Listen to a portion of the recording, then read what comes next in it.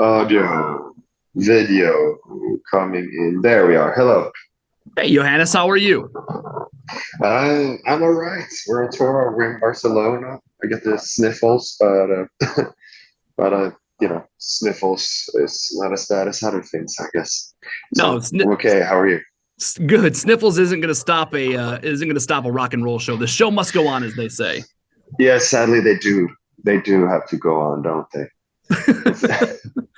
Well, I appreciate you taking a few minutes before the show in Barcelona. I believe this might actually be, thanks to you, this might be my first ever international Zoom. So thank you for Oh, making it really? for me. I believe I'm so. honored. For those of us that haven't had the chance to go see a show over in Europe, and I've always heard that European shows, European festivals are different than those shows in America. Since you're on a tour right now in Europe, can you tell me like what's the biggest difference playing in front of a European crowd, whether it's festival or just like a show tonight in Barcelona, as opposed to playing like a show here in the US? No, I actually have to disagree. I don't see a huge difference. I mean, yeah, people, the passports look different. The thing is, if you do metal, there's a subculture that kind of erases borders, I would say. So I see more similarities than differences. What makes a difference is, you know, when it comes to festivals, is how late do you get to play, and how much of your own stuff do you get to bring and stuff, things of that nature. On average, I think you are sooner to get slightly longer sets on European festivals than you are on US festivals, which is nice. But when it comes to our headline shows and us, doing our own thing, it's very similar. Different voltage in the wall sockets, so we need adapters. How tough is it when you're playing those festival shows for a band whose visuals are so important? How tough is it for you guys to have to scale things back a little bit for some of those festival shows where maybe you don't have the sort of room you'd normally have? Room's just rather a problem, but time, I would say, and no, it's fine. At the end of the day, we like the most to when we really, really get to do our thing. But it's also worth remembering, especially for ourselves, is that our thing is still, rooted in the music, and the music fits on every size stage. And we also like the challenge of having to be creative when on the same tour. The size of stages and stuff can vary immensely, and to just figure out how to make the most out of it. And when we play under more modest circumstances, the the promoters standing there like, no one has ever brought this much crap on this stage ever. And we're like, hell yeah, they haven't. That's something to be proud of, that you're able to make that happen. It is. Yeah, it is. You guys are out in support of Dance Devil Dance right now. This is the band's 9th studio album, and it's been described by you guys as your angriest, your horniest, and your most spiritual. Not often those three words are sort of lumped together. How exactly is an album both horny, spiritual, and angry all at the same time? Well, I guess you can. those three things fit together well. Just imagine this. I will not go into too much detail. This is radio, right? But if I say yes, God, yes, yes, God, yes, harder you would, then you see that those three things go together amazingly. Yeah. That angry, being said, spiritual. Yeah, no, you're right. You're right. That being said, in the case of what it means this album wise is because an album reflects a lot of, for us at least, reflects a lot of things that happen to be in the front of your mind in a period where the songs were made. And it was a bit of a weird, interesting spiritual journey connected to this, and interesting in the sense that I don't really believe in anything, but I've come to realize and accept the power of rituals, the strength and the power of symbols, in a way where I feel like there's room for a spiritual perspective, if you will, just a way to compartmentalize. I'm from Europe. I don't have to say that word right. To sort things in your brain, where a spiritual perspective is helpful, and come to understand what different symbols and different rituals mean to you. And and that's a spiritual side, you know. Then of course the album is called Dance Devil Dance. The devil is fun. The devil is, you know, that's AC/DC. That's Angus Young with a cap with horns on it.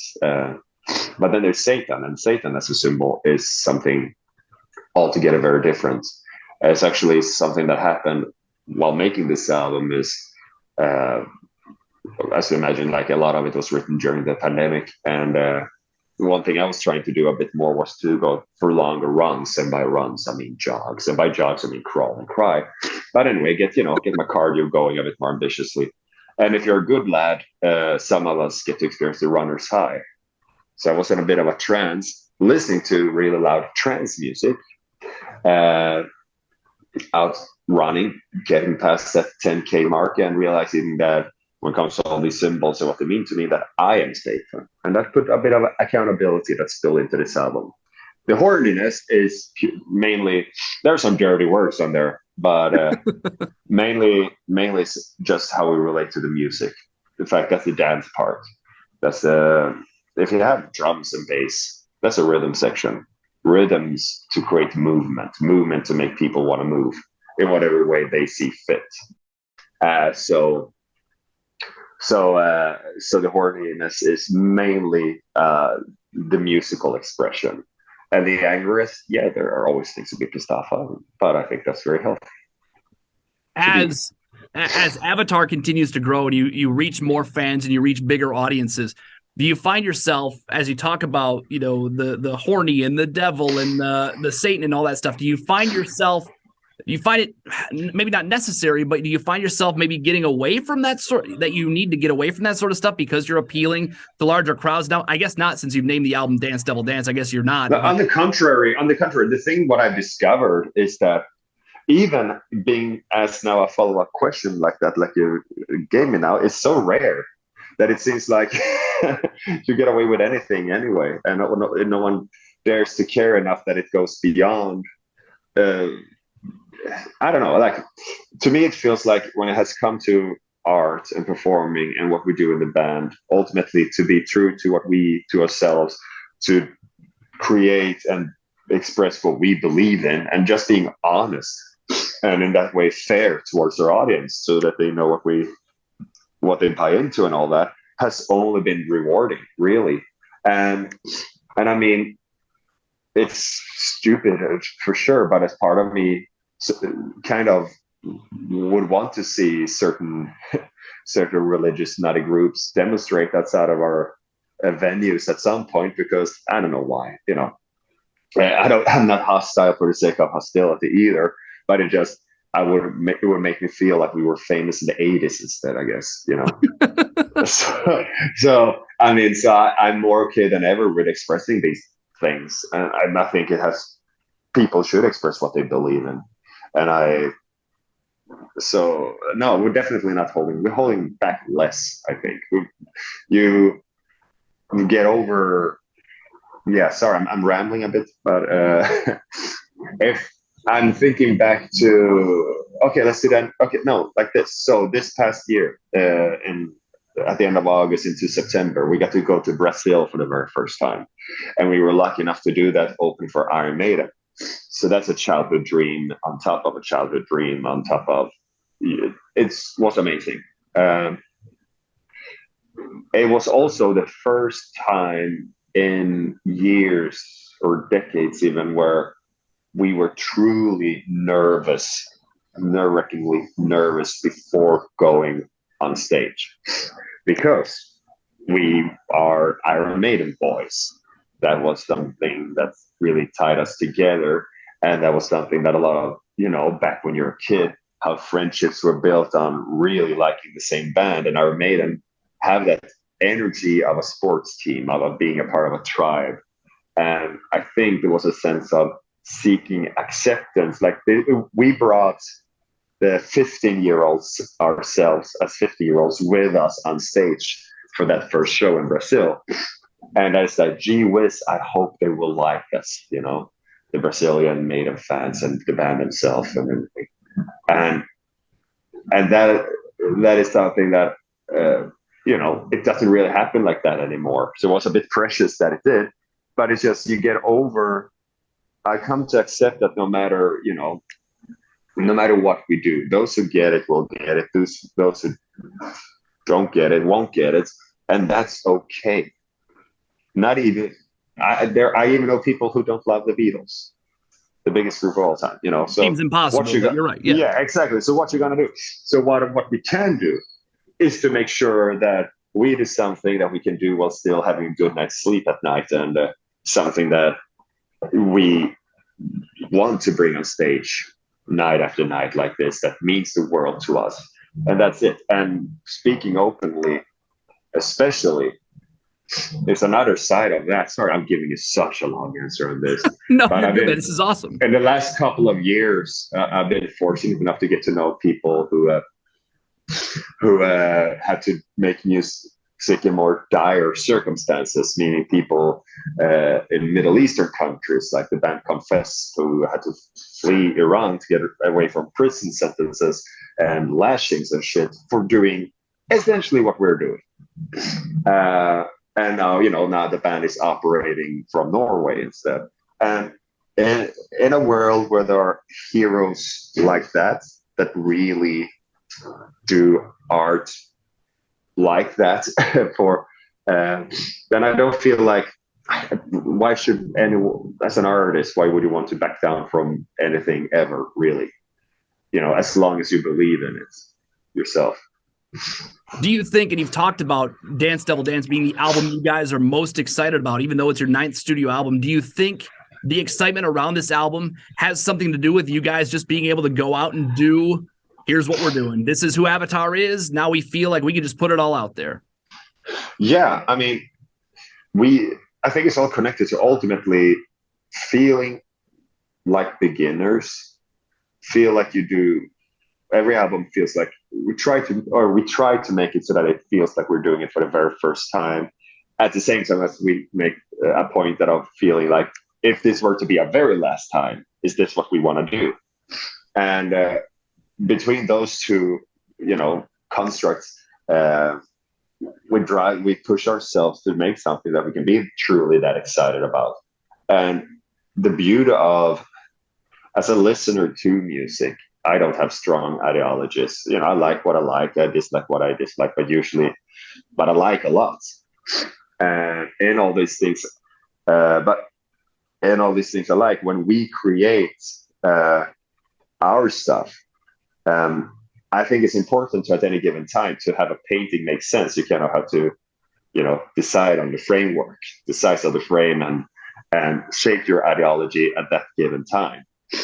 And there are always new perspectives to take, new things to dedicate ourselves to. This album is really, eclectic in terms of variation of songs, but it's still stylistically, but song by song, I feel it's extremely focused. I feel like there's some emotional coherency and groove-wise musical cohesiveness in each song. That is in contrast to do something that could be a bit more trippy instead. A couple of things on How to Gather definitely were, where you took a longer, more dynamic journey. But now, instead of being super dynamic within one song, we prefer to be more dynamic in the difference from one song to the next. So then that makes it more like a British steel in our mind. The current single, the song that we're playing, is The Dirt I'm Buried In, and that's the 3rd song you released from the album. You put out Valley of Disease, and then the title track was released. What can you tell me about The Dirt I'm Buried In? Because it's got that Avatar groove. It feels like sort of a fun, sort of upbeat song, but then you listen to the lyrics, and the lyrics don't feel all that upbeat because you're looking up and you're buried. And so can you explain a little bit about what The Dirt I'm Buried In is about? Well, I think in really, really short, and without, trying not to pour out what I feel is the magic to me in the song. But it's I guess it's a sense of not being in control of your life. Literally, life takes you places where you maybe were not quite ready to go, and you start to come to terms with that and your life situation. And big picture, I guess we all have to sometimes figure out, like, what are we accountable for? Or once maybe we get into places that we weren't intended, but then we might end up being accountable to get ourselves out of that, or make whatever wrong we got ourselves into to make it right. And the song is somewhere there, an unknown destination tied up in a trunk on a stolen ride. That's a feeling. That's a vibe. And then musically, it's fun. It's musically, it's one of those songs on the album that we always have like at least one song that is based on a really old idea, and our song Smells Like a Freak Show. When we were working on that, these some parts of what now became The Dirt I'm Buried In came out of working on that song. But if instead of growing, you try to make this tree and branches and leaves and have it make sense, this kind of grew like a parasite, like a mistletoe on the Freak Show tree. And it's like, it doesn't fit here, but it's pretty neat. So, cut off that mistletoe and put it on the back burner forever. And now finally we were able to make sense out of it. And I think one thing, like you said, to not back off from the upbeat feel, from the disco vibe, and just embrace truly what the song musically you want it to become. It's a lesson you keep learning over and over again. How fun is it making, spending time with your music videos? I've seen them. It has to be, as a visual band, it's got to be fun to make. Like the video for The Dirt I'm Buried In, you've got these werewolves in there. And the video for Dance Devil Dance is this insane, you're cutting yourself open, you're pulling out organs, you're covered in. I have to imagine that has to be one of the funnest parts of all of this. It is, like, especially, I'm addicted to ideas. I love figuring out what you're gonna do, writing a song or coming up with the scripts or whatever, or formation. I like the rush of when we sit with a group of people and we piece together what something can become. That's a rush itself. And filming, mostly awesome. Then it depends. Like The Dirt I'm Buried In, we decided to do the whole outdoor shots, nature, be a bit cinematic, and all of that, and be not in a studio for it. And we had all those ideas in like August, when it's warm in Sweden in August, but we were shooting at the end of October. It's cold in Sweden at the end of October, in the middle of the night, when you have a pretend picnic hanging with werewolves. It's cold as hell. So that was rough. But yeah, so far it's always been worth it at the end. We all in all, we enjoy it. There's actually one more video coming should be finished very, very soon. I won't spoil exactly everything yet, but that one we were done at 7 p.m. every day, and it was all green screen and no extras, just the band messing around and playing dress up. So that was awesome. Warm. I was going to say, facilities.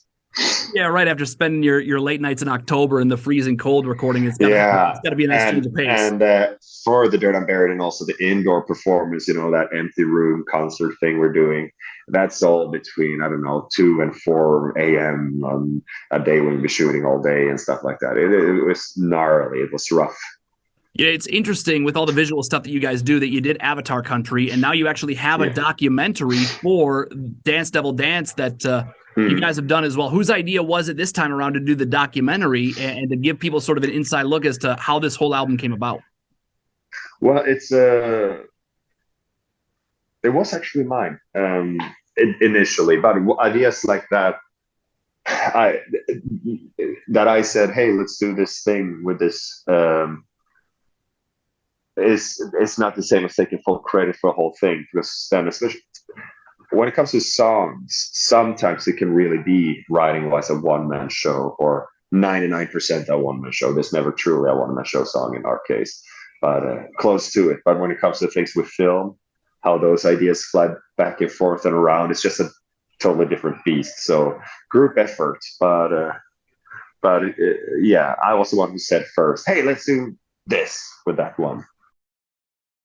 And how exciting is it for you to give fans sort of an inside look? Because fans see the shows, they see the videos, they see maybe interviews like this, but fans don't often get to see everything that goes into recording an album. So how exciting is it to sort of pull the curtain back a little bit and show fans that stuff?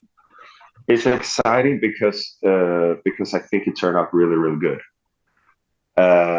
Like the whole balance, it could have been, obviously there's something very self-indulgent for us to want to do it, but I think we really do the audience justice and do the project justice by really the way it's paced and pieced together. I feel it's a legit good documentary. You know, it was done right, and that makes me very excited about it. Of course, when a band puts out a new album, that means you're going out on the road. You're playing shows in Europe right now. You're playing Barcelona tonight. You'll be in the U.S. next month. Because you guys are such a visual band, how much goes into the planning of, you know, the stage show? And not only that, but I mean, for you guys, getting that stage show over to the U.S., I imagine that's a massive undertaking. Yeah, you put it in containers on a boat and you don't get to tour for a month. So it's a good natural little break. A lot goes into it. And it's even just a set list is a composition of its own. It's symphonic somehow. How if you really dig into it and you really get serious about it, just the dynamic of the music, and then because we do our theatrical thing where certain parts, you know, there's a little bells and whistles, some cool things that happen alongside the music, and just to find the right pacing and moments for that and how that's going to work. Then you got the light show, simple as that, and everything. It's been a ton of work, but again, this fun group effort bounce around. I mean, someone else did the welding, so I had a time of my life working on this because I didn't have to do that. You know, and it's all like, hey, can we make me look awesome? Yeah, sure, we can do this, that. Yeah, and would it be awesome if you make me look extra awesome doing this? Yeah, let's make you look awesome, and this like makes me look awesome. You know, like it's a fun thing for me to be part of, for sure. You guys, I get to stand and shine. There are so many people involved, so many talented people within and outside of the group, and it's all built around make Johannes look real pervy. So I mean, that's it's a good situation to be for him. Yeah, no, that's not a bad gig at all. You're going to bring that tour to the Royal Oak Music Theater coming up on May 16th. For fans that are maybe on the fence about coming to that show because it's a rock show on a Tuesday night, what can you say in particular to convince them, like, hey, come out and hang out with us on a Tuesday night? Why do they not want to miss an Avatar show in Royal Oak? Well, for starters, all the cool kids hang out on rock shows on Tuesday nights. That's the time to do it, with no doubt. I mean, the response we get for these shows and what we do now speaks for itself, but I think we really have pieced together, we are better than ever. Simple as that. I think it's if you're into the kind of things that we do, if we're the kind of stuff that people like, that, how is the saying? Wait, I forgot the saying. It's a sorry, maybe you can edit this better. No, you're good. It's the best we have ever been, and I have felt always very cocky about how good we are. But this takes the theatrical and the rock and roll and the sights and sounds and everything to a brand new level. And it would be a damn shame if you would miss out on something like that. I mean, I just think it's that damn good. Also on a Tuesday. Or a Wednesday. Why wouldn't you want to make Why wouldn't you want to make a middle of the week day awesome? You know, right? They suck otherwise. Yeah. Well, it depends on your job. My Tuesday there on May 16th will be fantastic. Oh, no doubt, for sure. Do you remember the first time that somebody showed up to an Avatar show wearing the Avatar makeup, and how awesome was that to see it the first time and to still see it today? I get a kick out of it. I like that it's, you know, my job in the band. As I'm as much singer frontman as I'm also Snaggletooth, Vic Rattlehead, Eddie. I'm a mascot, you know, and in that sense, and I feel the face paint, as much as it's me, it stands for the band as a whole. It stands for the whole thing, and when people put it on, it stands for, you know, even more. Then they make themselves a part of it, and that's the whole thing. Again, this is a congregation. These are rituals where that a certain level of participation is required for it to become what it truly can become, and it is magical that people go so deep into it with us. But I don't remember the first time it happened, but it always liked it. One thing that I had to get used to were the tattoos. But again, as long as if I'm having my paint on in a tattoo, I just appreciate it nowadays. Has anyone did a tattoo of your face without the paint on? Because I feel like that No, would be a little bit odd. exactly. No, that would be harder to deal with. I wouldn't know how to deal with that. Well, we're looking forward to you coming back over to the States, the U.S. You'll be at the Royal Music Theater coming up on May 16th. There are great seats still available. Tickets are still available, I believe, for that show coming up May 16th. And I assume, since you have the new album out, that you guys are going to be on the road for the foreseeable future, right? Yep. We're piecing together things are also for the fall, and we're going to have a couple of firsts, which I'm very excited about. And basically, we're laying out bricks to build up what we're going to do well into 2024 with this one. A lot of gonna hit the road a lot. I know you're in Barcelona right now. Is there any Gandalfing happening in Barcelona right now? No, the ceiling is pretty nice and high. It's okay. It's been good actually, but this tour hasn't been that bad, which is a bit of a shocker. Last Gandalfing I realized was I hit my head on the bus in a way I hadn't done before. So yeah, I appreciate you mentioning that. I feel like that. You remember people did planking and all of that in some kind of 10 years ago, whenever it was. Yeah. I feel like this could be it. This could be the next thing. Next thing. Yeah, I'm working on it, but so far I'm the only one using the hashtag. Well, no, that's not true. Happened once or twice that other people. All right. Well, we'll try and if we can make. I don't know that I'm tall enough to make Gandalfing happen, but if I could somehow find like another tall dude to tell him like, hey, you should also start doing this, like an NBA player or something, then we can make the thing. Excellent. I appreciate you taking some time, man. I know you've got a bunch of these today, and you guys have got a show tonight, and you're under the weather. I appreciate you sticking it out and talking, and I'm looking forward to seeing you guys here in a couple of weeks. So am I, man. Thank you very much for your time.